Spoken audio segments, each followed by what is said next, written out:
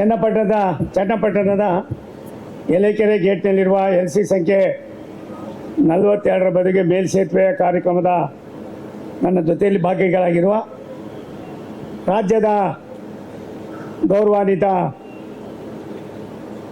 ಬೃಹತ್ ಮತ್ತು ಮಧ್ಯಮ ಕೈಗಾರಿಕಾ ಮತ್ತು ಮೂಲಸೌಕರ್ಯ ಅಭಿವೃದ್ಧಿ ಸಚಿವರು, ರಾಜ್ಯದ ಉದ್ದಗಲಕ್ಕೂ ಕೂಡ ಸಾಮಾನ್ಯರ ಬಡವರ ಜೀವನದ ಮಟ್ಟವನ್ನು ಸುಧಾರಣೆ ಮಾಡೋದಕ್ಕೆ ಆದ್ಯತೆ ವಲಯ ಯಾವುದು ಅನ್ನೋದನ್ನು ಅರ್ಥ ಮಾಡಿಕೊಂಡು ಕೆಲಸ ಮಾಡ್ತಾ ಇರ್ತಕ್ಕಂಥ ನನ್ನ ಸನ್ಮಿತ್ರರು ಆಗಿರ್ತಕ್ಕಂಥ ಸನ್ಮಾನ್ಯ MB ಪಾಟೀಲ್ ಸಾಹೇಬ್ರವರೇ, ಈ ಕಾರ್ಯಕ್ರಮದಲ್ಲಿ ನಮ್ಮ ಜೊತೆಯಲ್ಲಿರ್ತಕ್ಕಂಥ ನಮ್ಮೆಲ್ಲರ ಮಾರ್ಗದರ್ಶಕರು, ಖ್ಯಾತ ವೈದ್ಯರು, ಯಾವ್ಯಾವ ಕಾಯಿಲೆಗೆ ಯಾವ್ಯಾವ ರೀತಿ ಔಷಧಿ ಕೊಡಬೇಕು ಅನ್ನೋ ಮಾಡಿ ಇಡೀ ದೇಶದ ಜನರ ಮನಸ್ಸನ್ನು ಗೆದ್ದು ಲಕ್ಷಾಂತರ ಕುಟುಂಬಗಳಿಗೆ ದಾರಿಯನ್ನು ತೋರಿಸಿರ್ತಕ್ಕಂಥ ನಮ್ಮ ಏನು ಗ್ರಾಮಾಂತರದ ಲೋಕಸಭಾ ಸದಸ್ಯರು, ಹಿರಿಯರಾಗಿರ್ತಕ್ಕಂಥ ಸನ್ಮಾನ್ಯ ಡಾಕ್ಟರ್ CN ಮಂಜುನಾಥ್ ಸಾಹೇಬ್ರವರೇ, ನನ್ನ ಸಹೋದರ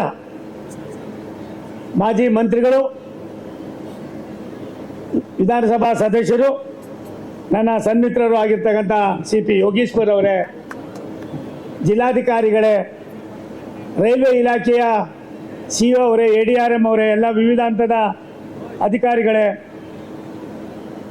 BJPಯ ಜಿಲ್ಲಾ ಅಧ್ಯಕ್ಷ ಆಗಿರ್ತಕ್ಕಂಥ ಆನಂದ್ ಸ್ವಾಮಿ ಅವರೇ, ತಾಲೂಕಿನ BJP ಅಧ್ಯಕ್ಷ ಆಗಿರ್ತಕ್ಕಂಥ ಚೇತನ್ ರವರೇ, ಮತ್ತು JDSನ ಅಧ್ಯಕ್ಷ ಆಗಿರ್ತಕ್ಕಂಥ ಗೋವಿಂದಹಳ್ಳಿ ನಾಗರಾಜ್ ರವರೇ, ಚನ್ನಪಟ್ಟಣದ ಅಧ್ಯಕ್ಷ ರಾಜೇಗೌಡ್ರೆ, ನಗರಸಭಾ ಅಧ್ಯಕ್ಷ ಆಗಿರ್ತಕ್ಕಂಥ ಕಾಂಗ್ರೆಸ್ಸಿನ ನಾಗೇಶ್ ಅವರೇ, ವಿವಿಧ ಹಂತದ ಎಲ್ಲ ಅಧಿಕಾರಿ ಸನ್ಮಿತ್ರರೇ, ಈ ಕಾರ್ಯಕ್ರಮದಲ್ಲಿ ನಮ್ಮ ಜೊತೆಯಲ್ಲಿ ಭಾಗಿಗಳಾಗಿರ್ತಕ್ಕಂಥ ರವೀಶ್ ಅವರೇ, ರಾಮಕೃಷ್ಣ ಅವರೇ, ಚಂದ್ರಶೇಖರ್ ಅವರೇ, ಹಾಗೂ ಬಂದಿರ್ತಕ್ಕಂಥ ಎಲ್ಲ ಜನಪ್ರತಿನಿಧಿಗಳೇ, ಹಿರಿಯರೇ, ತಾಯಂದಿರೇ, ಮಾಧ್ಯಮದ ಸನ್ಮಿತ್ರರೇ.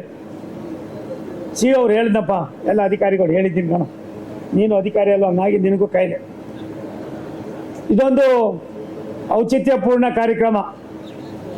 LC ಗೇಟು 47ರ ಬದಲಿಗೆ ನನಗೆ ಭಾರಿ ಆನಂದ ಆಗಿದ್ದು, MB ಪಾಟೀಲ್ ಸಾಹೇಬರು ನನ್ನ ಜೊತೆಲೇ ಟ್ರೈನಲ್ಲೇ ಬಂದರು. ನಾನು ಅವ್ರಿಗೆ ವಿನಂತಿ ಮಾಡಿದ್ದೀನಿ, ನೀವು ಎಲ್ಲಿವರೆಗೂ ಮೂಲಭೂತ ಸೌಕರ್ಯಗಳ ಮಂತ್ರಿಗಳಾಗಿರ್ತೀರೋ ದಯಮಾಡಿ ನಮ್ಮ ಅಧಿಕಾರಿಗಳಿಗೆ ಸೂಚನೆ ಕೊಡ್ತೀನಿ, ಯಾವುದೇ ರೈಲ್ವೆ ಇಲಾಖೆಯಲ್ಲಿ ಮೂಲಭೂತವಾಗಿ ಬೇಕಾಗಿರ್ತಕ್ಕಂಥ ಸವಲತ್ತುಗಳಿಗೆ ನಮ್ಮ ಟ್ರೈನನ್ನು ಉಪಯೋಗ ಮಾಡೋದಕ್ಕೆ ನಿಮಗೆ ಅವಕಾಶವನ್ನು ಮಾಡ್ತಕ್ಕಂಥ ಕೆಲಸವನ್ನು ಇವತ್ತಿನಿಂದಲೇ ಪ್ರಾರಂಭ ಮಾಡಿ, ಅದರಿಂದ ಬೆಂಗಳೂರು ನಗರಕ್ಕೂ ಕೂಡ ಅನುಕೂಲ ಆಗಲಿ, ಸುತ್ತಮುತ್ತಲಕ್ಕೂ ಅನುಕೂಲ ಆಗಲಿ ಅನ್ನೋದು ನನ್ನ ಭಾವನೆ ಆಗಿದೆ. ಇದಕ್ಕೆ ಎಷ್ಟು ಏನು ಎಲ್ಲವನ್ನು ಕೂಡ ಈಗಾಗಲೇ ಸಾಕಷ್ಟು ಮಾತನಾಡಿದ್ದಾರೆ. ಭಾರಿ ಖುಷಿಯಾಗಿದ್ದು ನನಗೆ, ರಾಮನಗರ ಮೈಸೂರು ಡಬ್ಲಿಂಗು 31 ಕಿಲೋಮೀಟ್ರು, ಕೆಂಗೇರಿ ಈಗಾಗಲೇ ನಾವು ಅದನ್ನು ವಿದ್ಯುತ್ಕರಣ ಪೂರ್ತಿಯಾಗಿದೆ. ಇದಲ್ಲದೆ ಏನಿವತ್ತು ಈ ಡಬ್ಲಿಂಗ್ ಲೈನನ್ನು ಸುಮಾರು 875 ಕೋಟಿ ರೂಪಾಯಿಗಳಲ್ಲಿ ನಾವು ಕೆಲಸ ಶುರು ಮಾಡಿದ್ದೀವಿ ಸಾಹೇಬ್ರೆ. ಅದನ್ನು ಕೂಡ ನಾವು ಪ್ರಾರಂಭ ಮಾಡಿ ಮೈಸೂರಿವರೆಗೂ ಪೂರ್ಣಗೊಳಿಸ್ತಕ್ಕಂಥ ಅದಕ್ಕೆ ಈಗಾಗಲೇ ಒಂದು ಇತಿಮಿತಿಯನ್ನು ಮಾಡಿ ಈಗಾಗಲೇ ಅದು ನಡೀತಾ ಇದೆ. 4 ಪಥದ ರಸ್ತೆಯನ್ನು, ಟ್ರೈನ್ ಲೈನನ್ನು ತಾವೇನು ಹೇಳಿದ್ದೀರಿ, ಮೈಸೂರು ಬೆಂಗಳೂರು ಸರ್ವೆ ಕಾರ್ಯ ಪ್ರಾರಂಭವಾಗಿದೆ. ಕೆಲವೇ ದಿನಗಳಲ್ಲಿ ಸರ್ವೆ ಮುಗಿಸಿ ಅದಕ್ಕೂ ಕೂಡ ನಾವು ಆದ್ಯತೆ ವಲಯವಾಗಿ ಆ ಕೆಲಸವನ್ನು ಕೂಡ ಮಾಡ್ತಾ ಇದ್ದೀವಿ. ಅದಲ್ಲದೆ ತುಮಕೂರು ಬೆಂಗಳೂರು ಈಗಾಗಲೇ 4 ಪಥದಕ್ಕೆ ನಾನೇ ಸ್ವತಃ ಲೋಕಸಭಾ ಸದಸ್ಯನಾಗಿದ್ದರಿಂದ ಒಂದು ಹೆಜ್ಜೆ ಮುಂದೆ ಹೋಗಿದ್ದೀನಿ. ಅಲ್ಲಿ 4 ಪಥದ ರಸ್ತೆ ಸರ್ವೆ ಆಗಿದೆ, DPR ಆಗಿದೆ, ಬೋರ್ಡ್ನಲ್ಲಿ ಅಪ್ರೂವಲ್ ಆಗಿದೆ. ಇನ್ನೊಂದು 5-6 ತಿಂಗಳಲ್ಲೇ ಆ ಕೆಲಸವನ್ನು ಕೂಡ ಪ್ರಾರಂಭ ಮಾಡ್ತಕ್ಕಂಥ ನಾವು ಸುಮಾರು 38-40 ಕಿಲೋಮೀಟರ್ ಅದನ್ನು ಕೂಡ ನಾವು ಮಾಡ್ತಾಯಿದ್ದೀವಿ ಬಂಧುಗಳೇ. ಅದಲ್ಲದೆ ಬೆಂಗಳೂರು ಕಂಟ್ರೋಲ್ಮೆಂಟು ವೈಟ್ ಫೀಲ್ಡು ಸಾಹೇಬ್ರೆ, ನಿಮ್ಮ ದೂರದೃಷ್ಟಿಯ ಚಿಂತನೆ ಎಷ್ಟು ಚೆನ್ನಾಗಿದೆ ಅಂದರೆ ನಾನು ಅಭಿನಂದಿಸ್ತೀನಿ. ಇದು ಅವಶ್ಯಕತೆ ಇದೆ. ಸುಮಾರು 4 ಪಥಕ್ಕೆ 38 ಕಿಲೋಮೀಟ್ರು, 666 ಕೋಟಿ ರೂಪಾಯಿ. ಈ ಎಲ್ಲ ಹಣವನ್ನು ನೀನೇನಪ್ಪ ನೀನು ಈ ಎಲ್ಲ ಹಣವನ್ನು ಭಾರತ ಸರ್ಕಾರನೇ ಕೊಡೋದು, ಸನ್ಮಾನ್ಯ ಪ್ರಧಾನಮಂತ್ರಿ ನರೇಂದ್ರ ಮೋದಿ ಅವರೇ ಕೊಡ್ತಾ ಇರೋದು. ಏನಿವತ್ತು ನಾವಿಲ್ಲೊಂದು ಮೇಲ್ಸೇತುವೆಯನ್ನು ಮಾಡಿದ್ದೀವಿ, ಹೇಳಿದ್ರು ಸಾಹೇಬರು 12 ವರ್ಷ ತಗೋತು. ಆದರೆ ರಾಷ್ಟ್ರದ ಪ್ರಧಾನಮಂತ್ರಿಗಳ ಸೂಚನೆ ಇದೆ, ನೀವು ತೆಗೆದುಕೊಂಡಂಥ ಕೆಲಸವನ್ನು ನೀವು ಇವತ್ತು ತಗೊಂಡ್ರೆ 10 ತಿಂಗಳು 15 ತಿಂಗಳು 20 ತಿಂಗಳಲ್ಲಿ ಮುಗಿಸ್ಬೇಕು ಅಂತ ಹೇಳಿ ಇತ್ತೀಚಿನ ದಿನಗಳಲ್ಲಿ ರಾಷ್ಟ್ರದ ಪ್ರಧಾನಮಂತ್ರಿಗಳು 100ಕ್ಕೆ 100 ಈ LC ಗೇಟ್ಗಳಿಗೆ ಭಾರತ ಸರ್ಕಾರನೇ ಹಣ ಕೊಡಬೇಕು ಅಂತ ತೀರ್ಮಾನ ಆದಮೇಲೆ ರಾಷ್ಟ್ರದಲ್ಲಿ 14,000ಕ್ಕೂ ಮೇಲ್ಪಟ್ಟು LC ಗೇಟ್ಗಳನ್ನು ಮುಗಿಸಿರ್ತಕ್ಕಂಥ ಇತಿಹಾಸ ರಾಷ್ಟ್ರದಲ್ಲಿ ಇರ್ತಕ್ಕಂಥದ್ದು. ಅದು ಮೋದಿಯವ್ರ ಸರ್ಕಾರದಲ್ಲಿ 700 ಗೇಟ್ಗಳನ್ನು ಮುಗಿಸಿದ್ದೀವಿ. ಈಗಾಗಲೇ MP ಪಾಟೀಲ್ ಸಾಹೇಬ್ರು ಹೇಳಿದಾಗೆ 100 ಕಿಲೋಮೀಟರ್ ದೂರದಲ್ಲಿ ಏನಿವತ್ತು ನೀವು 4 ಲೈನನ್ನು ಮಾಡಬೇಕು ಅಂತ ಸೂಚನೆಯನ್ನು ಕೊಟ್ಟಿದ್ದೀರಿ. ಇದು ನಿಜವಾಗ್ಲೂ ಕೂಡ ಅವಶ್ಯಕತೆ ಇರ್ತಕ್ಕಂಥ ಕಾರ್ಯಕ್ರಮ. ಇದನ್ನು ದೂರದೃಷ್ಟಿಯಿಂದ ಚಿಂತನೆ ಮಾಡಿ 50 ವರ್ಷಗಳ ಹಿಂದೆನೇ ಈ ಕೆಲಸ ಆಗಿದ್ದಿದ್ರೆ ಬೆಂಗಳೂರಿಗೆ ಇಷ್ಟೊಂದು ಜನಸಂಖ್ಯೆ ಬರ್ತಾ ಇರಲಿಲ್ಲ. ಚನ್ನಪಟ್ಟಣದಲ್ಲೇ ಇರೋರು, ರಾಮನಗರದಲ್ಲೇ ಇರೋರು, ಬೇರೆ ಬೇರೆ ಹಳ್ಳಿಗಾಡಿನಲ್ಲಿ ಇರ್ತಕ್ಕಂಥವ್ರು ಇರಬೇಕು ಅನ್ನೋ ಭಾವನೆ ಇತ್ತು.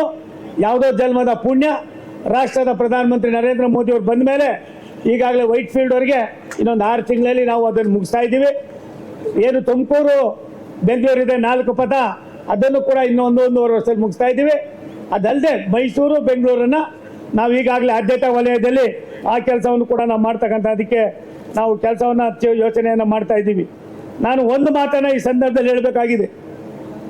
ಏನಿವತ್ತು ಬೈಯಪ್ಪನಹಳ್ಳಿ ಇರ್ಬೋದು, ವೈಟ್ ಫೀಲ್ಡ್ ಇರ್ಬೋದು, MP ಪಾಟೀಲ್ ಸಾಹೇಬ್ರ ಗಮನಕ್ಕೆ ತರ್ತೀನಿ. 150 ವರ್ಷದ ಹಿಂದೆ ಬ್ರಿಟಿಷರು ಹಾಕಿದಂಥ ಏನು ಬೆಂಗಳೂರಿಂದ ಮಾಲೂರಿಂದ KGF ಇಂದ ನಾವು ಮತ್ತೆ ವಾಪಸ್ಸು ಕೋಲಾರಕ್ಕೆ ಬರ್ತಾಯಿದ್ದೆವು ಸಾಹೇಬ್ರೆ.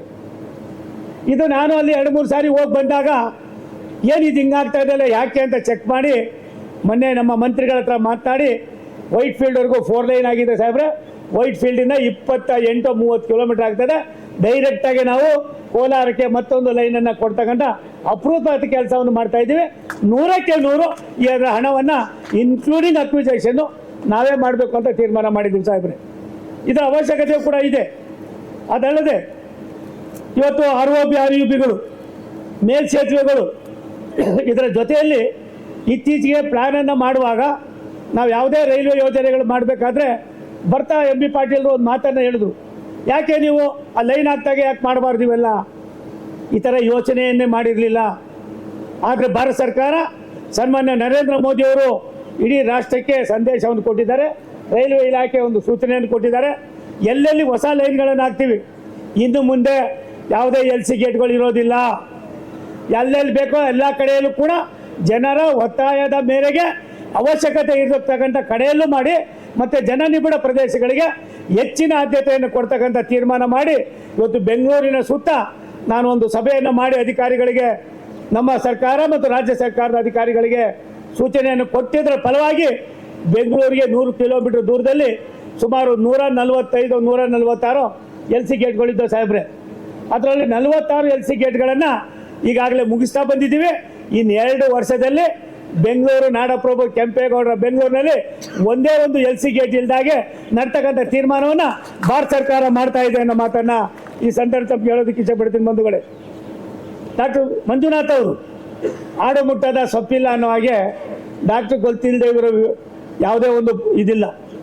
ಡಾಕ್ಟರ್ ಒಬ್ಬರ ಮುತ್ಸದಿ ಅನ್ನೋದಕ್ಕಿಂತ ಹೆಚ್ಚಾಗಿ ಈ ರಾಜ್ಯದ ಒಂದು ದೊಡ್ಡ ಸಂಪತ್ತಾಗಿದ್ದಾರೆ. ನಾನು ಹೊಗಳಕ್ಕೆ ಅವ್ರನ್ನ ಹೇಳ್ತಾ ಇಲ್ಲ. ಏನು ಅವರು ಜಯದೇವ ಆಸ್ಪತ್ರೆಯಲ್ಲಿ ಲಕ್ಷಾಂತರ ಜನರನ್ನು ಉಳಿಸಿದ್ರು, ಅದೇ ರೀತಿಯಾಗಿ ಸದ್ದು ಗದ್ದಲವಿಲ್ಲದೆ ಎಲ್ಲ ಒಂದು ಕಡೆ ತಮ್ಮ ಕರ್ತವ್ಯವನ್ನು ನಿರ್ವಹಣೆ ಮಾಡುವಾಗ ಯಾರ ಬಗ್ಗೆನೂ ಮಾತಾಡೋದಿಲ್ಲ, ಯಾರನ್ನು ದೂಷಿಸೋದಿಲ್ಲ, ಯಾವ ಪಾರ್ಟಿನೂ ಏನು ಅಂತ ಕೇಳೋದಿಲ್ಲ. ನಿಮ್ಮೂರಿಗೆ ಏನು ಕೆಲಸ ಆಗಬೇಕಪ್ಪ ಆ ಕೆಲಸವನ್ನು ಮಾಡ್ತಕ್ಕಂಥದಕ್ಕೆ ನಾನು ಇದ್ದೀನಿ ಅಂತ ಹೇಳ್ತಕ್ಕಂಥ ಒಬ್ಬ ಸೌಜನ್ಯದ ಸಾಕಾರ ಮೂರ್ತಿ ಡಾಕ್ಟರ್ ಮಂಜುನಾಥ್ ಅವರು ಅನ್ನೋದನ್ನು ಈ ಸಂದರ್ಭದಲ್ಲಿ ತಮ್ಗೆ ಹೇಳೋದಕ್ಕೆ ಇಚ್ಛೆಪಡ್ತೀನಿ. ನಾವೇನು ಒಂದು ಸ್ಕೈ ವಾಕನ್ನು ಹೇಳಿದ್ದೀನಿ ಡಾಕ್ಟ್ರೆ, ನಮ್ಮ ಅಧಿಕಾರಿಗೆ ಪ್ರಸಾದ್ ಯಾರು ಫೋನ್ ಆತ ಇಸ್ರು ಡೆಪ್ಟಿ ಸಿ ಕಿದರ್ ಡೆಪ್ಟಿ ಸಿ ನನಗೆ ಎಷ್ಟು ದಿವಸ ಬೇಕಿದೆ? ಅದು 5 ತಿಂಗಳು ಆಗೋದಿಲ್ಲ, 3-4 ತಿಂಗಳಲ್ಲಿ ಮುಗಿಸ್ಬೇಕು. ಒಂದು ಸ್ಕೈ ವಾಕ್ ರೀ, ಯಾವನೋ ಕಾಂಟ್ರಾಕ್ಟ್ ಕೊಡ್ದು ಮಾಡೋದ್ರೆ 3 ತಿಂಗಳು ಮಾಡ್ಕೊಡ್ತಾನೆ. ನಾವು ಅವ್ರಿಗೇನು ಕಡಿಮೆ ಇದ್ವಿ ಕ್ಯಾ ಸರ್, ಯಾ ತೋ ಕಮ್ಮಿ ಸಾಬ್ ಆಮೇಲೆ ವಹಿ ಕರ್ನಾ ಚಾಹಿಯೆ. ಅದೊಂದು ಮಾಡ್ತಕ್ಕಂಥ ಕೆಲಸವನ್ನು ನಾವು ಮಾಡ್ತಾ ಇದ್ದೀವಿ. ಪ್ಯಾಸೆಂಜರ್ ಟ್ರೈನ್ಗೆ ನೀವೇನು ಬೊಂಬೆ ಎಕ್ಸ್ಪ್ರೆಸ್ ಅಂತ ಇಡು ಅಂತ ಹೇಳ್ತಾ ಇದ್ದೀರಿ. ನಾನು ನಿಮ್ಮ ಜೊತೆ ಸಹಮತ ವ್ಯಕ್ತಪಡಿಸ್ತೀನಿ. ಒಂದು ಸತ್ಯ, ಈಗಾಗಲೇ ಮೆಮೊ ಟ್ರೈನನ್ನು ನಿಮ್ಗೆ ಹಾಕಿದ್ದೀವಿ. ಒಂದು ಮೆಮೊ ಇದೆ. ಆ ಮೆಮೊ ಇಲ್ಲಿ ಏನಾಗ್ತದೆ, ಮೆಮೊಗಾದರೆ ನಾವೇನಾದ್ರು ಮಾಡ್ಬೋದು. ಹೊಸ ಟ್ರೈನ್ಗೆ ಹಳೆ ಟ್ರೈನ್ಗೆ ಹಾಕಬೇಕಾದ್ರೆ ಮತ್ತೆ ಎಮ್ ಬಿ ಎಣ್ಣ ಹತ್ರ ಹೋಗ್ಬೇಕು. ಎಮ್ ಬಿ ಎಣ್ಣಿಂದ ಸಿದ್ದರಾಮಯ್ಯನವ್ರು ಇದ್ದು ಇವಾಗ ಶಿವಕುಮಾರ್ ಹತ್ರ ಹೋಗ್ಬೇಕು. ಅಲ್ಲಿಂದ ಮತ್ತೆ ಬಂದು ಹೊತ್ತುಗಳಗಡೆ 2 ಟರ್ಮು ಮುಗ್ದೋಯ್ತದೆ ಡಾಕ್ಟ್ರೆ. ಅದಕ್ಕೋಸ್ಕರವಾಗಿ ಹೊಸ ಒಂದು ಮೆಮೊವನ್ನು ಅಲ್ಲಿ ಬೇಕಲ್ಲ 4-5 ಡಿಪಾರ್ಟ್ಮೆಂಟ್ಗಳು, ಅದಕ್ಕೆ ಹೊಸ ಮೆಮೊವನ್ನು ನಾವು ಈಗಾಗಲೇ ಮಾಡಿದ್ದೀವಿ. ಅದಕ್ಕೆ ಯಾವ ರೀತಿ ಮಾಡಬೇಕೇನು ಅನ್ನೋದು ನಾವು ನೀವು ಕೂತ್ಕೊಂಡು ಅದು ಒಂದು ಕೂಡ ಮಾಡ್ತಕ್ಕಂಥ ಕೆಲಸವನ್ನು ನಾವು ಮಾಡ್ತಾಯಿದ್ದೀವಿ. ಎಲ್ ಸಿ ಗೇಟು ಆನೆಕಲ್ದು 112 ಸುಮಾರು 50 ವರ್ಷದ ಕಾಯಿಲೆ ರೀ ಸಾಹೇಬ್ರೆ. ನನಗೆ ಹೆಂಗಾಗಿದೆ ಗಾಚಾರ, ನಾನು ವಯಸ್ಸು, ನಾನು ಪೂರ್ತಿ ಕ್ಯಾಬಿನೆಟ್ ಮಂತ್ರಿ ಅಲ್ಲ. ಆದರೆ ಜನಗಳ ನಿರೀಕ್ಷೆ ಏನಿದೆ ಅಂದರೆ ಎಲ್ಲ ಒಂದು ಕಡೆ ನಮ್ಮವನಿದ್ದಾನೆ, ಅವನನ್ನು ಉಪಯೋಗಿಸ್ಕೊಳ್ಳೋಣ. ಈ ಪ್ರೀತಿ ವಿಶ್ವಾಸ ಇದೆಯಲ್ಲ, ಇದೇ ನನಗೊಂದು ರೀತಿಯ ಶ್ರೀರಕ್ಷೆ ಆಗಿದೆ. ಡಾಕ್ಟ್ರೆ ಯಡಿಯೂರಪ್ಪ ಕೂತ್ಕೊಳ್ಳಪ್ಪ ಒಂಚೂರು ದಯಮಾಡಿ. ಏನು ಇವತ್ತು ನಿಮ್ಮ 112 ಇದೆ, ಈಗಾಗಲೇ ಅದು ನಮ್ಮ ಹುಬ್ಬಳ್ಳಿಯ ಜನರಲ್ ಮ್ಯಾನೇಜರ್ ಆಫೀಸ್ಗೆ ಹೋಗಿದೆ. ನೀವು ತಾವು ಮಾತಾಡಿದ್ದೀರಿ, ನಾನು ಮಾತಾಡ್ತೀನಿ. ಇಲ್ಲೇ ನಮ್ಮ CEO ಸಾಹೇಬ್ರಿದ್ದಾರೆ, सब उसको बात करको आप ही ले लिए इसको नहीं दीजिए, नहीं तो वो काम बहुत ಲೇಟ್ ಹೋಗುತ್ತೆ. ಅದಕ್ಕೆ ನಮ್ಮಲ್ಲಿ 2 ಇಲಾಖೆಗಳಿದೆ, ಅದನ್ನು ತಗೊಂಡ ನಾವು ಮಾಡ್ತಕ್ಕಂಥ ಕೆಲಸವನ್ನು ಮಾಡ್ತೀವಿ. ನನ್ನ ಸಹೋದರ CP ಯೋಗೀಶ್ವರ ಒಂದಿನ ನನಗೆ ಭಾರಿ ಆನಂದ ಆಯ್ತದೆ. ನಾನು ಹೋಗೋ ಬಾರೋ ಅಂತೀನಿ, ನನಗೆ ಒಂದೊಂದು ಸಾರಿ ಮುಜುಗರ ಆಯ್ತದೆ. ನಮ್ಗೆ ಎಷ್ಟು ಮಟ್ಟಿಗೆ ಆತ್ಮೀಯ ಅನ್ನೋದಕ್ಕಿಂತ ಹೆಚ್ಚಾಗಿ ಯಾವುದಾದ್ರು ಕಷ್ಟ ಬಂದರೆ ಅವ್ರ ಮನೆಗೆ ಹುಡಿಕೊಂಡು ಹೋಗ್ತಕ್ಕಂಥ ಒಬ್ಬ ರಾಜಕಾರಣಿಲಿ CP ಯೋಗೀಶ್ವರ ಮೊದಲನೇವನು. ನಾನು 2 ಕಡೆ ಸೋತಾಗ ಮೊದಲು ಬಂದವನು CP ಯೋಗೀಶ್ವರ, ಮೊದಲು ಬಂದವನು ಅವನೇ. ಆಮೇಲೆ ಆದ್ಮೇಲೆ ನಾನು ಡಾಕ್ಟರ್ ಏನೇನೋ ಮಾಡ್ದೋ, ಸ್ವಲ್ಪ ಎಡವಟ್ಟಾಯಿತು, ಹಂಗಾಗಿ ಒಬ್ಬ ವಿಧಿ ಇಲ್ಲದೆ ಕಾಂಗ್ರೆಸ್ಗೆ ಹೋಗಿ MLA ಆಗಿದ್ದಾನೆ. ಆದರೆ ಅವ್ರ ಮನಸ್ಸೆಲ್ಲ ಪೂರ್ತಿ ನಮ್ಮ ಜೊತೆಯಲ್ಲೇ ಇದೆ, ಏನು ತೊಂದರೆ ಏನಿಲ್ಲ, ಅದೇನೋ ತೊಂದರೆ ಇಲ್ಲ. ಅವ್ರು 2 ಕೆಲಸ ಹೇಳಿದ್ದಾರೆ, 2 ಕೆಲಸನೂ ಅಧಿಕಾರಿಗಳಿಗೆ ಇವತ್ತೇ ಸೂಚನೆ ಕೊಡ್ತೀನಿ. ಆ 2 ಕೆಲಸವನ್ನು ಪ್ರಸಾದ್ ಅವರೇ ತಾವು ಮತ್ತು ಅಧಿಕಾರಿಗಳು ನೋಡಿ ಆ 2 ಕೂಡ 2 ಮಾಡಿಸ್ಕೊಡ್ತೀನಪ್ಪ. ನನಗೆ ಭಾರಿ ಖುಷಿಯಾಗಿದ್ದು ನಮ್ಮ MB ಪಾಟೀಲ್ ಸಾಹೇಬರು ಒಂದು ಹೊಸ ಕಾಯ್ದೆಯನ್ನು ಮಾಡಿದ್ದೀನಿ ಸೋಮಣ್ಣವರೇ. ಅಕ್ವಿಜೇಷನ್ ಅನ್ನೋದು ಒಂದು ದೊಡ್ಡ ತಲೆನೋವು. ಈ ತಲೆನೋವನ್ನು ನಿವಾರಣೆ ಮಾಡದೆ ಹೋದರೆ ಸಾಮಾನ್ಯ ಜನರಿಗೆ ಮೂಲಭೂತವಾದ ಅವಶ್ಯಕತೆಗಳನ್ನು ಪೂರೈಸೋಕ್ಕಾಗೋದಿಲ್ಲ ಅಂತ ಹೇಳಿ ಒಂದು ಕಾಯ್ದೆಯನ್ನು ಕೂಡ ತರ್ತಾ ಇದ್ದೀನಿ ಅನ್ನೋ ಮಾತನ್ನು ಕೂಡ ಅವ್ರು ಹೇಳಿದ್ದಾರೆ. ಇವತ್ತೇನು 400 ಕಿಲೋಮೀಟರ್ನಲ್ಲಿ ತಾವು 4 ಪಥದ ಯೋಜನೆಯನ್ನು ಮಾಡಬೇಕು ಅಂತ ಹೇಳಿದ್ದೀರಿ. ಇದು 100ಕ್ಕೆ 100 ಅವಶ್ಯಕತೆ ಇದೆ. ಕೇವಲ 100 ಕಿಲೋಮೀಟರ್ ಅಲ್ಲ, ಮೈಸೂರು ಬೆಂಗಳೂರು ತುಮಕೂರು ದಾವಣಗೆರೆ ಮತ್ತು ಹೀಗೆ ಎಲ್ಲೆಲ್ಲಿ ಅವಶ್ಯಕತೆ ಇದೆ ಇದನ್ನು ಮಾಡಿದಾಗ ನಗರದ ಜನಸಂದಣಿ ಕಡಿಮೆ ಆಗ್ತದೆ, ಜನರ ಒತ್ತಡ ಕಡಿಮೆ ಆಗ್ತದೆ, ಮೂಲಭೂತ ಸೌಕರ್ಯಗಳು ಸಿಕ್ಕಿದಾಗ ಜನ ಎಲ್ಲಿ ಬೇಕಾದ್ರೂ ಹೋಗಿ ಬದುಕೋದಕ್ಕೆ ಅವಕಾಶಗಳಿದೆ ಅನ್ನೋ ಮಾತನ್ನು ಹೇಳಿ ಬೆಂಗಳೂರು ಮಂಗಳೂರ್ದು ಹೇಳಿದ್ರಿ. ನಿಮ್ಮ ಗಮನಕ್ಕೆ ತರ್ತೀನಿ ಸಾಹೇಬ್ರೆ, 55 ಕಿಲೋಮೀಟ್ರು ಸಕಲೇಶ್ವರದಿಂದ ಕುಕ್ಕೆವರೆಗೂ 55 ಕಿಲೋಮೀಟ್ರು 3-4 ಟನಲ್ ಬರ್ತಾಯಿದ್ದು. ರೈಲ್ವೆ ಇಲಾಖೆ ಆದಾಗಿಂದ ಅದನ್ನು ಎಲೆಕ್ಟ್ರಿಫಿಕೇಷನ್ ಮಾಡಿರಲಿಲ್ಲ. ಯಾರು ಎಲೆಕ್ಟ್ರಿಫಿಕೇಷನ್ ತಗೊಂಡ್ರು ಕೂಡ ನಾವು ಮಾಡೋಕ್ಕಾಗೋದಿಲ್ಲ ಅಂತ ಎದುರ್ಕೊಂಡು ಹೋಗ್ತಾಯಿದ್ರು. ಯೋಗಿ ಸಾಹೇಬ್ರೆ, ನಿಮ್ಮ ಸ್ನೇಹಿತ ಸೋಮಣ್ಣ ಆದಮೇಲೆ 55 ಕಿಲೋಮೀಟ್ರ್ ಯೋಗೀಶ್ವರ ಮಾಡಿ ಎಲೆಕ್ಟ್ರಿಫಿಕೇಷನ್ ಮುಗಿಸಿದ್ದೀವಿ. ಒಂದೇ ಭಾರತ್ ಟ್ರೈನು, ಬೇರೆ ಟ್ರೈನ್ಗಳು ಕೂಡ ಅಲ್ಲಿ ಹೋಗ್ತಕ್ಕಂಥದ್ದಾಗ್ತಾ ಇದೆ. ಅಲ್ಲೂ ಕೂಡ ಭಾರತ ಸರ್ಕಾರ, ರಾಷ್ಟ್ರದ ನಮ್ಮ ಪ್ರಧಾನಮಂತ್ರಿಗಳು, ನಮ್ಮ ಮಂತ್ರಿಗಳಾದ ಸನ್ಮಾನ್ಯ ಅಶ್ವಿನಿ ವೈಷ್ಣವ್ ಅವರು ತುಂಬ ಸೀರಿಯಸ್ ಆಗಿ ಯೋಚನೆ ಮಾಡ್ತಾ ಇದ್ದಾರೆ. ಮಂಗಳೂರು ಬೆಂಗಳೂರು 4 ಪಥದ ವ್ಯವಸ್ಥೆಯನ್ನು ಮಾಡದೆ ಹೋದರೆ ಏನು ಇವತ್ತು ಹಾರ್ಬರು ಭಾರಿ ಚೆನ್ನಾಗಿ ಹೇಳಿದ್ರು MB ಪಾಟೀಲ್ರು, ಹಾರ್ಬರಿಂದ ಬರ್ತಕ್ಕಂಥ ಉತ್ಪತ್ತಿ ಆದಾಯ ನಮಗೆ ಕುಂಠಿತವಾಗ್ತಾ ಇದೆ ಅನ್ನೋದನ್ನು ಕೂಡ ಹೇಳಿದ್ದೀರಾ. ಅದ್ರ ಬಗ್ಗೆ ಈಗಾಗಲೇ ಆದ್ಯತಾ ವಲಯವನ್ನು ಮಾಡಿದ್ದೇವೆ.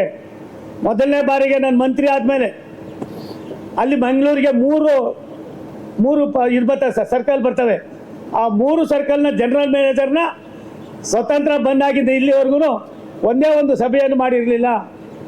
ನಾನು ಮಂತ್ರಿ ಆಗಿ ಬಂದ ಮೇಲೆ ಆ 3 ಇಲಾಖೆ 3 ಡಿವಿಷನ್ ಅಧಿಕಾರಿಗಳನ್ನ, ಕೊಂಕಣ್ ರೈಲ್ವೆ ನಮ್ಮದು ಮತ್ತು ತಮಿಳುನಾಡಿನ ಎಲ್ಲ ರೈಲ್ವೆ, ಸೆಂಟ್ರಲ್ ರೈಲ್ವೆ 3 ಕರೆದು ಸಭೆ ಮಾಡಿ ಒಂದು ಹಂತಕ್ಕೆ ತಂದು ಇವತ್ತು ಎಷ್ಟು ಮಟ್ಟಿಗೆ ಅಲ್ಲಿ ಕಾರ್ಯರೂಪಗಳು ಆಗ್ತಾ ಇದೆ ಅಂದರೆ ಹೇಳೋದಕ್ಕೆ ಸಾಧ್ಯತೆ ಇಲ್ಲ. ನಾನು ತಮ್ಮ ಗಮನಕ್ಕೆ ತರ್ತೀನಿ. ಕೆಲವೇ ದಿನಗಳಲ್ಲಿ ಮಂಗಳೂರಿನ ಹಾರ್ಬರ್ನಿಂದ ಎಲ್ಲೆಲ್ಲಿ ನಮಗೆ ಇವತ್ತು ಬೇರೆ ಕಡೆ ಆಗ್ತಾ ಇದೆಯೋ ಅದು ಕರ್ನಾಟಕದಲ್ಲಿ ಬರ್ತಕ್ಕಂಥ ಆದಾಯವನ್ನು ಕರ್ನಾಟಕದವರೇ ಉಪಯೋಗ ಮಾಡ್ಕೊಳ್ಳೋದಕ್ಕೆ ಅವಶ್ಯಕತೆ ಇದೆ ಅನ್ನೋದನ್ನು ಕೂಡ ಈ ಸಂದರ್ಭದಲ್ಲಿ ಹೇಳಿ, high speed ರೈಲ್ಗಳು, Vande Bharat train ಒಟ್ಟು ನಮ್ಮ ರಾಷ್ಟ್ರದಲ್ಲಿ 156 ವಂದೇ ಭಾರತ್ ಓಡಾಡ್ತಾ ಇದೆ ಸರ್. ಒಟ್ಟು 36 ರಾಜ್ಯಗಳಲ್ಲಿ 156 ವಂದೇ ಭಾರತ್ ಓಡಾಡ್ತಾ ಇದೆ. ಅದರೊಳಗೆ ಅತಿ ಇರ್ತಕ್ಕಂಥದ್ದು 13 ವಂದೇ ಭಾರತ್ ಟ್ರೈನು ಕರ್ನಾಟಕದಲ್ಲಿ ಸಾಹೇಬ್ರೆ.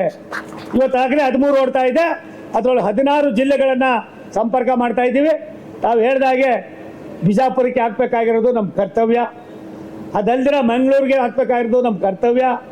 ಬೇರೆ ಬೇರೆ ಎಲ್ಲೆಲ್ಲಿ ಅವಶ್ಯಕತೆ ಇದು ಮಾಡಬೇಕಾದ್ದು ನನಗೆ ತಿಳಿದ ಮಟ್ಟಿಗೆ ಇನ್ನೊಂದು 3-4 ತಿಂಗಳಲ್ಲೇ ನಿಮ್ಗೊಂದು ಸ್ಲೀಪರ್ ವಂದೇ ಭಾರತ್ ಟ್ರೈನು ಬರ್ತಕ್ಕಂಥ ಅವಶ್ಯಕತೆ ಕೂಡ ಇದು ಬರ್ತಕ್ಕಂಥದ್ದು ಇದೆ ಅನ್ನೋದನ್ನು ಸಿಹಿ ಸುದ್ದಿಯನ್ನು ಕೂಡ ನಿಮಗೆ ಗಮನಕ್ಕೆ ತರೋದಕ್ಕೆ ನಾನು ಇಚ್ಛೆ ಪಡ್ತಾ ಇದ್ದೀನಿ ಅನ್ನೋ ಮಾತನ್ನು ಹೇಳಿ, ರೈಲ್ವೆ ಇಲಾಖೆ ಬರೀತಾರೆ, ರಾಷ್ಟ್ರದ ಪ್ರಧಾನಿಗಳು ಹೇಳ್ತಾರೆ, railway is nothing but A growth engine of India. Railway ಅಭಿವೃದ್ಧಿಯ ಮತ್ತು ದೇಶದ ಅಭಿವೃದ್ಧಿಯ ಸಂಕೇತ ಅನ್ನೋದನ್ನು ರಾಷ್ಟ್ರದ ಪ್ರಧಾನಮಂತ್ರಿಗಳು ನಮ್ಮ ಮನಗಂಡು ರೈಲ್ವೆ ಬಡ್ಜೆಟನ್ನು ಸಾಮಾನ್ಯ ಬಡ್ಜೆಟ್ಗೆ ಹೊಂದಿಕೆ ಮಾಡಿ ನಮ್ಮ ರೈಲ್ವೆ ಬಡ್ಜೆಟ್ಟು 2,93,000 ಕೋಟಿ ರೂಪಾಯಿ. ಎಂ ಬಿ ಪಾಟೀಲ್ ಸಾಹೇಬ್ರ ಗಮನಕ್ಕೆ ತರ್ತೀನಿ, ಅನ್ಯತಾ ಭಾವಿಸ್ಕೊಳ್ಬೇಡಿ. UPA ಗೌರ್ಮೆಂಟ್ ಇರೋ ತನಕ ಕರ್ನಾಟಕಕ್ಕೆ ಕೊಡ್ತಾ ಇದ್ದು ಮ್ಯಾಕ್ಸಿಮಮ್ 800 ಕೋಟಿ ರೂಪಾಯಿ ಸಾಹೇಬ್ರು. ನಾವು ಬಂದ ಮೇಲೆ ಪ್ರತಿ ವರ್ಷವೂ ಕೂಡ 7,500-8,000 ಕೋಟಿ ರೂಪಾಯಿ ಜೊತೆಯಲ್ಲಿ 52,000 ಕೋಟಿ ರೂಪಾಯಿಗಳ ಹಳೆಯ ಯೋಜನೆಗಳನ್ನು ಕೈಗೆತ್ಕೊಂಡು ಎಲ್ಲವನ್ನು ಕೂಡ ಕಾರ್ಯರೂಪಕ್ಕೆ ತರ್ತಾ ಇದ್ದೀವಿ. ರಾಯದುರ್ಗ ತುಮಕೂರು 30 ವರ್ಷ ಆಗಿತ್ತು, ತುಮಕೂರು ದಾವಣಗೆರೆ ಸುಮಾರು ವರ್ಷಗಳಾಗಿತ್ತು. ನಾನು ಅಭಿನಂದನೆ ಮಾಡ್ತೀನಿ ಎಂ ಬಿ ಪಾಟೀಲ್ ಸಾಹೇಬರಿಗೆ, ಒಬ್ಬ ಇನ್ಫ್ರಾಸ್ಟ್ರಕ್ಚರ್ ಮಂತ್ರಿಯಾಗಿ ಪ್ರಾಯಶಃ ಅಕ್ವಿಜೇಷನನ್ನು ಎಷ್ಟು ಮಟ್ಟಿಗೆ ನಮಗೆ ಸಹಕಾರ ಕೊಟ್ಟರು ಅಂದರೆ ಹೇಳೋಕ್ಕೆ ಸಾಧ್ಯ ಇಲ್ಲ. ನನ್ನ ಮತಕ್ಷೇತ್ರ ತುಮಕೂರಿನ ಜನಕ್ಕೆ ಸೋಮಣ್ಣನ ಕೊಡುಗೆ ಏನು ಅನ್ನೋದನ್ನು ಆ ಭಾಗದ ಜನರಿಗೆ ಹೋದ್ರೆ ಕೇಳಿದ್ರೆ ಗೊತ್ತಾಯ್ತದೆ. ರೈಲ್ವೆ ಮತ್ತು ರೋಡ್ವೆ, ನ್ಯಾಷನಲ್ ಹೈವೇ ಮತ್ತು ರೈಲ್ವೆ ಎರಡೂ ಕೂಡ ಸರಿಯಾದ ದಾರಿಯಲ್ಲಿ ಕೊಂಡೊಯ್ದೇ ಹೋದರೆ ಏನಾಗ್ತದೆ ಅನ್ನೋ ಅರಿವು ಕೂಡ ಇರೋದ್ರಿಂದ ಬಂಧುಗಳೇ, ನಾನು ನಿಮ್ಮಲ್ಲಿ ವಿನಂತಿ ಮಾಡ್ತೀನಿ. ಇವತ್ತು ನಾವು ಸಾಕಷ್ಟು ಬೇರೆ ಬೇರೆ ರೂಪದಲ್ಲಿ ಕೆಲಸವನ್ನು ಮಾಡ್ತಾ ಇದ್ದೀವಿ. ಅದಕ್ಕಿಂತ ಹೆಚ್ಚಾಗಿ ನಮ್ಮ ಏನಿವತ್ತು ಲೆವೆಲ್ ಕ್ರಾಸಿಂಗ್ಗಳಿವೆ, ರೈಲ್ವೆ ಹೊಸ ಲೈನ್ಗಳಿವೆ. ನಾನು ವಿನಂತಿ ಮಾಡೋದಿಷ್ಟೇ, ಜನ ನಾನು ಅಕ್ವಿಜೇಷನ್ನು ರೈಲ್ವೆಗೆ ಆಗಬೇಕು ಅನ್ನೋದು ಯಾಕೆ ಅಂತಂದರೆ ಹೇಳಿದ್ರು ಸಾಹೇಬರು, ನಾನು ಒಂದು ವರ್ತುಲ ರೈಲ್ವೆಯನ್ನು ಬೆಂಗಳೂರಿನಲ್ಲಿ ಮಾಡಬೇಕು ಅಂತ ಹಿಂದೆ ನಮ್ಮ ಸರ್ಕಾರ, ಭಾರತ ಸರ್ಕಾರ ಆದೇಶ ಮಾಡಿತ್ತು. ಅದಾದಮೇಲೆ ನಾನು ಸರ್ವೆ ಮಾಡಿಸ್ದೆ. ನಮ್ಮ CO ಸಾಹೇಬರು ಇಲ್ಲಿದ್ದಾರೆ, ಇವರು ಹಿಂದೆ ಇದ್ದಂಥ CO ಅವರು ಒಂದು ಸಾರಿ ನನ್ನ ಮನೆಗೆ ಬರ್ತಾರೆ. ಸುಮಾರು 4,500 ಎಕರೆ ನಿಮಗೆ ಹೋಗ್ತದೆ. ಆದರೆ ಇದನ್ನು ಮಾಡೋದ್ರಿಂದ ಟೆಕ್ನಿಕಲ್ ಆಗಿ ಅದಕ್ಕೆ ಯಾವ್ಯಾವುದನ್ನು ಎಲ್ಲೆಲ್ಲಿ ಲಿಂಕ್ ಮಾಡಬೇಕು ಅನ್ನೋದನ್ನು ಮಾಡಿಲ್ಲ, ಮಾನದಂಡ ಇಲ್ಲ. ಇದರಿಂದ ಜನರಿಗೂ ಕೂಡ ಅನಾನುಕೂಲ ಆಗ್ತದೆ. ಅದರ ಬದಲಿಗೆ ನೀವು ಎಲ್ಲೆಲ್ಲಿ ಆಗಬೇಕು ಅಲ್ಲಿಗೆಲ್ಲ ನೀವು ಸಬರ್ಬನ್ ರೈಲ್ವೆ ಮಾಡಿ ಮತ್ತು ಉಪನಗರಗಳನ್ನು ಮಾಡಿ ಅಂತ ಹೇಳಿದ್ಮೇಲೆ ಇವತ್ತು ನಾವು ತೀರ್ಮಾನವನ್ನು ಮಾಡಿ ಅದನ್ನು ಕೈಬಿಟ್ಟು ಸಬರ್ಬನ್ ರೈಲ್ವೆ ಇವತ್ತು ಸನ್ಮಾನ್ಯ ಎಂ ಬಿ ಪಾಟೀಲ್ರವರ ಅಧೀನದಲ್ಲೇ ಇದೆ. ಆ ಕೆಲಸವನ್ನು ಅವ್ರು ಮಾಡ್ತಾ ಇದ್ದಾರೆ. ನಾವು ಇವತ್ತು ಯಲಹಂಕದಲ್ಲಿ ಒಂದು ಕೋಚಿಂಗ್ ಟರ್ಮಿನಲನ್ನು ಮಾಡ್ತಾ ಇದ್ದೀವಿ, 6,000 ಕೋಟಿ ರೂಪಾಯಿಗಳನ್ನು ಮಾಡಿ. ನನಗನ್ನಿಸ್ತದೆ ಇನ್ನು ಕೆಲವೇ ದಿನಗಳಲ್ಲಿ ಬೆಂಗಳೂರು ಬೇಡಪ್ಪ, ನಾನು ಚಟ್ಪಟ್ಟಿನಲ್ಲಿ ಇರಬೇಕು. ಯೋಗೀಶ್ವರಣ್ಣ ಬೆಳಗ್ಗೆ 6 ಗಂಟೆಗೆ ಬಿಡ್ತೀವಣ್ಣ, 7 ಗಂಟೆಗೆ ನಿಮ್ಮ ಊರಿಗೆ ಬರ್ತೀವಣ್ಣ, ತಿರ್ಗಾ ನೋಡ್ಕೋತೀವಿ, ತಿರ್ಗಾ ವಾಪಸ್ ಬರ್ತೀವಿ. 4 ಲೈನು ಕೂಡ ಆಗ್ತಾ ಇದೆ. ಅದಕ್ಕಿಂತ ದೊಡ್ಡದು ನಿಮಗೆ ಇವತ್ತು ಏನು ಮೆಮೊ ಟ್ರೈನ್ಗಳು ಬರ್ತಾ ಇದೆ. ಮೆಮೊ ಟ್ರೈನ್ಗಳಿಗಿಂತ ದೊಡ್ಡದಾಗಿ 4 ಲೈನ್ಗಳು ಬರ್ತಾ ಇವೆ. 4 ಲೈನ್ಗಳ ಜೊತೆಯಲ್ಲಿ 80 ಕಿಲೋಮೀಟ್ರ್ ಇತ್ತು ಮೊದಲು ಟ್ರೈನು ಸ್ಪೀಡು, ಅದನ್ನು 110 ಮಾಡಿದ್ವಿ. ಅದು 110ನ ಇವಾಗ 130 ಮಾಡಿದ್ದೀವಿ. ಇನ್ನು ನನಗನ್ನಿಸ್ತಾ ಇದೆ 6 ತಿಂಗಳ ವರ್ಷದಲ್ಲಿ ಎಲ್ಲ ಟ್ರೈನ್ಗಳು ಕೂಡ ಎಲ್ಲೆಲ್ಲಿ ಜಿಲ್ಲಾ ಕೇಂದ್ರಗಳಿಗೆ, ರಾಜ್ಯದ ರಾಜಧಾನಿಗಳಿಗೆ ಸ್ಪಂದನೆ ಇರ್ತಕ್ಕಂಥ ಲೈನ್ಗಳಿದೆ ಅದನ್ನು 160ವರೆಗೂ ಹೋಗಬೇಕು ಅನ್ನೋದು ನಮ್ಮ ರಾಷ್ಟ್ರದ ಪ್ರಧಾನಮಂತ್ರಿ ನರೇಂದ್ರ ಮೋದಿಯವರ, ನಮ್ಮ ಮಂತ್ರಿಗಳಾದ ಅಶ್ವಿನಿ ವೈಷ್ಣವ್ ಅವರ ಒಂದು ಚಿಂತನೆ ಆಗಿದೆ. ಅದನ್ನು ಕೂಡ ನಾವು ಸಫಲತೆಯನ್ನು ಕೂಡ ಕಾಣ್ತೀವಿ ಅನ್ನೋ ಮಾತನ್ನು ಈ ಸಂದರ್ಭದಲ್ಲಿ ಹೇಳಿ, ನಾನು ಸುಮಾರಿದೆ ಹೇಳೋಕ್ಕೋದ್ರೆ 2 ಗಂಟೆ ಆಯ್ತದೆ. ನಾನು ಮತ್ತೆ ಯಲಹಂಕಕ್ಕೆ ಹೋಗಬೇಕು, ಅಲ್ಲಿ ಇನ್ನೊಂದು ಕಾರ್ಯಕ್ರಮ ಇದೆ. ಒಂದು ಮಾತನ್ನು ಈ ಸಂದರ್ಭದಲ್ಲಿ ಹೇಳ್ತೀನಿ, ರಾಜಕಾರಣ ನಿಂತ ನೀರಲ್ಲ ಹರಿಯೋ ನೀರು. ಅಭಿವೃದ್ಧಿ ಮಾಡುವಾಗ ಯಾರು ಶತ್ರುಗಳಲ್ಲ, ಯಾರು ಮಿತ್ರರಲ್ಲ. ಆದರೆ ಒಂದು ಸತ್ಯ, ದೇಶ ಅಭಿವೃದ್ಧಿ ಆಗಬೇಕಾದ್ರೆ ರಾಜ್ಯ ಅಭಿವೃದ್ಧಿ ಆಗಬೇಕು, ರಾಜ್ಯ ಅಭಿವೃದ್ಧಿ ಆಗಬೇಕಾದ್ರೆ ಜಿಲ್ಲೆ ಅಭಿವೃದ್ಧಿ ಆಗಬೇಕು, ಜಿಲ್ಲೆ ಅಭಿವೃದ್ಧಿ ಆಗಬೇಕಾದ್ರೆ ತಾಲೂಕು ಅಭಿವೃದ್ಧಿ ಆಗಬೇಕು. ಈ ಭಾವನೆಯನ್ನು ನಮಗೆಲ್ಲರಿಗೂ ಕೂಡ ತಿಳುವಳಿಕೆಯನ್ನು ನೀಡಿ ಸೂಚನೆಯನ್ನು ಕೊಟ್ಟವರು ರಾಷ್ಟ್ರದ ನಮ್ಮೆಲ್ಲರ ನೆಚ್ಚಿನ ಪ್ರಧಾನಮಂತ್ರಿ ಯಾರು? ಜೋರ ಒಂದು ಚಪ್ಪಾಳೆ ಹೊಡಿರಿ. ಅಯ್ಯೋ, ಇಷ್ಟೆಲ್ಲ ದುಡ್ಡು ಕೊಡ್ತೀವಿ ನಿಮ್ಮ ಮನೆಗಾರ, ಏನಪ್ಪ ನಿಮ್ಮ ಕತೆ? ನಮಗೆ ಇದು ಬೇಕಿದು. ಇದು ಯಾಕೆ ಬೇಕು ಅಂತಂದರೆ ದೇಶ ಇದ್ರೆ ಮಾತ್ರ ನಾವು, ದೇಶ ಇಲ್ಲ ಅಂದ್ರೆ ನಾವು ಅದು ಅಲ್ಲ. ದೇಶದ ವ್ಯವಸ್ಥೆಯನ್ನು ಸಮಗ್ರವಾಗಿ ದಾರಿಗೆ ತರ್ತಕ್ಕಂಥದ್ದಕ್ಕೆ ದೇಶದಲ್ಲಿ ಇರ್ತಕ್ಕಂಥ ಬೇರೆ ಬೇರೆ, ಇವತ್ತು ನಿಜ ಕಾಂಗ್ರೆಸ್ ಸರ್ಕಾರ ಇರ್ಬೋದು, ನಾವಿರ್ಬೋದು, ನಾಳೆ ಇನ್ನೊಬ್ಬರು ಬರ್ಬೋದು, ಆದರೆ ಅಭಿವೃದ್ಧಿ ಇದೆಯಲ್ಲ ಮರೀಚಿಕೆ ಆಗಬಾರ್ದು. ನಾನು ಎಂ ಬಿ ಪಾಟೀಲ್ರವರು ಸುಮಾರು 1 ಗಂಟೆಗಳ ಕಾಲ ನನ್ನ ಜೊತೆಲಿ ಮಾತನಾಡ್ತಾ ಬಂದಾಗ ಅವ್ರು ಹೇಳಿದ ಕೆಲವಾರು ವಿಚಾರಗಳು, ಅವರ ಅನುಭವ, ಅವರ ಚಿಂತನೆ, ಅವರ ದೂರದೃಷ್ಟಿಯನ್ನು ನಾನು ಸ್ವೀಕಾರ ಮಾಡಿದ್ದೀನಿ. ಎಂ ಬಿ ಪಾಟೀಲ್ ಸಾಹೇಬ್ರೆ, ಯಾವುದೇನೋ ಗೊತ್ತಿಲ್ಲ, ನೀವು ಲಾಸ್ಟ್ ಬಾರ್ಡ್ರಲ್ಲಿದ್ದಾರೆ, ಮಹಾರಾಷ್ಟ್ರದ ಕೊನೆಯಲ್ಲಿದ್ದಾರೆ. ಬಿಜಾಪುರ ದೇಶದ ಒಂದು ಕ್ರಾಂತಿಗೆ ಮತ್ತೊಂದು ಹೆಸರು, ಬಸವಣ್ಣವರ ಜನ್ಮಭೂಮಿ ಅಂತ ಪುಣ್ಯಾತ್ಮರ ಜಿಲ್ಲೆಯಿಂದ ಬಂದಿರತಕ್ಕಂಥ ತಮ್ಮ ಸಂಸ್ಕಾರವನ್ನು ಕೂಡ ನಾನು ತುಂಬ ಹತ್ತಿರದ ಬಲ್ಲವನಾಗಿದ್ದೇನೆ. ತಾವು ಏನೇನು ನಮಗೆ ಸೂಚನೆಗಳು ಕೊಡ್ತೀರಾ, ಸಲಹೆಗಳನ್ನು ಕೊಡ್ತೀರಾ, ಆದ್ಯತೆ ವಲಯಗಳನ್ನು ನೀಡ್ತೀರಾ, ಆ ಎಲ್ಲವನ್ನು ಕೂಡ ಮಾಡ್ತೀವಿ. ಒಂದೇ ಒಂದು ಮನವಿಯನ್ನು ಮಾಡ್ತೀವಿ, ನಮ್ಮ ಇಲಾಖೆ ಅಧಿಕಾರಿಗಳು ಬಂದಾಗ ಏನಿವತ್ತು ನಮ್ಗೆ ಇರ್ತಕ್ಕಂಥ ಕೆಲವು ನ್ಯೂನತೆಗಳಿವೆ, ಅದನ್ನು ಸರಿಪಡಿಸ್ತಕ್ಕಂಥದಕ್ಕೆ ನಿಮ್ಮ ಜಿಲ್ಲಾಧಿಕಾರಿಗಳಿರ್ಬೋದು, ಪ್ರಾಯಶಃ ನಮ್ಮ ರಾಮನಗರ ಜಿಲ್ಲಾಧಿಕಾರಿಗಳು, ನನಗನ್ನಿಸ್ತದೆ ಆಡು ಮುಟ್ಟದ ಸೊಪ್ಪಿಲ್ಲ ಅನ್ನೋದಕ್ಕಿಂತ ಹೆಚ್ಚಾಗಿ ಬಡತನವನ್ನು ಹರಿದು ಯಾವ ರೀತಿ ಮಾಡಬೇಕು ಅನ್ನೋದಕ್ಕೆ ಎಲ್ಲ ವರ್ಗದ ಜನರನ್ನು ಕೂಡ, ಸಾಮಾನ್ಯ ಜನರನ್ನ ಯಾವ ರೀತಿ ಮೇಲ್ಪಂಕ್ತಿಗೆ ತರಬೇಕು ಅನ್ನೋದಕ್ಕೆ ಅವರು ಕೂಡ ಒಂದು ದೊಡ್ಡ ಉದಾಹರಣೆ ಅಂತ ಒಬ್ಬ ಅಧಿಕಾರಿಯನ್ನು ನೀವು ಇಟ್ಕೊಂಡಿರೋದು ನಿಜವಾಗ್ಲೂ ಕೂಡ ನಾನು ರಾಜ್ಯ ಸರ್ಕಾರಕ್ಕೆ ಅಭಿನಂದನೆಯನ್ನು ಸಲ್ಲಿಸ್ತೀನಿ ಅನ್ನೋ ಮಾತನ್ನು ಈ ಸಂದರ್ಭದಲ್ಲಿ ಹೇಳಿ ಇದನ್ನು ತುಂಬ ಸಂತೋಷದ ಉದ್ಘಾಟನೆ ಮಾಡಿದ್ದೀವಿ. ನಾನು ಸನ್ಮಾನ್ಯ ಡಾಕ್ಟರ್ ಮಂಜುನಾಥ್ ಸಾಹೇಬರಿಗೆ, ಸಿ ಪಿ ಯೋಗಿ ಸರ್ ಅವರಿಗೆ ವಿನಂತಿ ಮಾಡೋದಿಷ್ಟೇ, ನಿಮ್ಮ ಇನ್ನೆರಡುಗೆ ಇದೇನಿದೆ ಡಾಕ್ಟ್ರೆ, ಅವೆರಡೂ ಆಗ್ತದೆ. ನಿಮ್ಮ ಬೊಂಬೆ ಟ್ರೈನ್ ಏನಿದೆ ಇದಕ್ಕೆ ನೀವೇ ಚಾಲನೆ ಕೊಡ್ತಕ್ಕಂಥ ಕೆಲಸವನ್ನು ನಾನು ನಿಮ್ಮ ಜೊತೇಲಿ ಬರ್ತೀನಿ, ಇಬ್ಬರು ಜೊತೇಲಿ ಹೋಗೋಣ. ಯಾರ್ಯಾರು ಮಾತಾಡಬೇಕೋ ಮಾತಾಡುವ. ನನಗೆ ಭಾರಿ ಖುಷಿ ಆಗೋದು, ಬೇಸಿಗೆ ಅನ್ನೋದೇ ಗೊತ್ತಿಲ್ಲ ಆ ಮನುಷ್ಯನಿಗೆ. ಒಡೆಯರ್ ಎಕ್ಸ್ಪ್ರೆಸ್ ಆಗೋದಿಲ್ಲ ಅಂತ 50 ಸಾರಿ ರಿಪೋರ್ಟ್ ಬಂತು ಎಂ ಬಿ ಸಾಹೇಬ್ರೆ. ಒಂದಿನ ಬಂದು ಏನು ನೀವು ಇಷ್ಟೆಲ್ಲ ಹೇಳ್ತೀರಿ, ಒಂದೇ ಒಂದು ಮಾಡೋಕ್ಕಾಗಲಿವಲ್ಲ ಅಂದರು. ನನಗೂ ಸಿಟ್ಟು ಬಂತು, ಡಾಕ್ಟ್ರೆ ಬೆಳಿಗ್ಗೆ 9:30 ಬನ್ನಿ ಅಂದೆ. ಕರ್ಕೊಂಡು ಹೋದೆ ರೈಲ್ವೆ ಇಲಾಖೆಗೆ. ಅಲ್ಲಿ ಕುಳಿತುಕೊಂಡು ಯಾರ್ಯಾರಿಗೆ ಯಾವ ರೀತಿ ಕಿವಿ ಹೂವು ಇಡಬೇಕೋ ಇಟ್ಟು 10 ನಿಮಿಷಕ್ಕೆ ಆದೇಶ ಆಯಿತು. ಯಾಕೆ ಮಾತು ಹೇಳ್ತೀನಿ ಅಂದರೆ, ಜನಪ್ರತಿನಿಧಿ ಆದವನು ಎಷ್ಟು ದಿವಸ ಇರ್ತೀನಿ ದೊಡ್ಡದಲ್ಲ, ಏನನ್ನ ಮಾಡಿದ್ರೆ ಅದು ಸಾಮಾನ್ಯ ಜನರಿಗೆ ತಲುಪ್ತದೆ ಅನ್ನುವ ಒಂದು ದೂರದೃಷ್ಟಿಯ ಚಿಂತನೆ ಇದೆಯಲ್ಲ, ಇದು ಭಾರಿ ಪ್ರಮುಖವಾದದ್ದು. ಆ ನಿಟ್ಟಿನಲ್ಲಿ ನಾವೆಲ್ಲರೂ ಕೂಡ ಒಟ್ಟಾಗಿ ಕೆಲಸ ಕಾರ್ಯಗಳನ್ನು ಮಾಡೋಣ ಅನ್ನೋ ಮಾತನ್ನು ಹೇಳಿ, ಚೆನ್ನೈ ಬೆಂಗಳೂರದು ಈಗಾಗಲೇ ಚರ್ಚೆ ನಡೀತಾ ಇದೆ ಸಾಹೇಬ್ರೆ, ಚರ್ಚೆ ನಡೀತಾ ಇದೆ. ನಾವು ಎಲ್ಲ ಹೇಳಿದ ತಕ್ಷಣ ಬೇರೆ ಬೇರೆವು ಇನ್ನೊಂದಷ್ಟು ಜಾಸ್ತಿ ಆಗ್ತವೆ ಫೈಲ್ಗಳು. ಹಾಗಾಗಿ ನಿಮ್ಮ ಏನಿದೆ ನಿಮ್ಮ ತೀರ್ಮಾನ, ನಿಮ್ಮ ಅನುಭವ ಡಾಕ್ಟ್ರೆ ಎಂ ಬಿ ಪಾಟೀಲ್ ಸಾಹೇಬ್ರೆ ಏನಿದೆ, ಇದ್ರ ಅವಶ್ಯಕತೆ ಇದೆ. ಈ ಅವಶ್ಯಕತೆ ಒಂದೊಂದೇ ಮಾಡ್ತಾ ಇರೋಣ.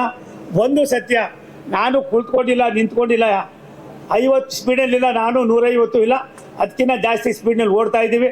ದೇಶದ ಸರ್ವಾಂಗೀಣ ಅಭಿವೃದ್ಧಿಯಲ್ಲಿ ಕರ್ನಾಟಕವು ಕೂಡ ಮುಂಚೂಣಿಯಲ್ಲಿ ಇರಬೇಕು ಅನ್ನೋದು ನಮ್ಮೆಲ್ಲರ ಬಯಕೆ ಇದೆ. ಆ ಬಯಕೆಯನ್ನು ಈಡೇರಿಸ್ತಕ್ಕಂಥದಕ್ಕೆ ನಿಮ್ಮೆಲ್ಲರ ಸಹಕಾರವನ್ನು ಕೋರೋಣ. ನಮ್ಮ ಅಧಿಕಾರಿಗಳು ತುಂಬ ವ್ಯವಸ್ಥಿತವಾಗಿ ಕೆಲಸ ಮಾಡ್ತಾ ಇದ್ದಾರೆ.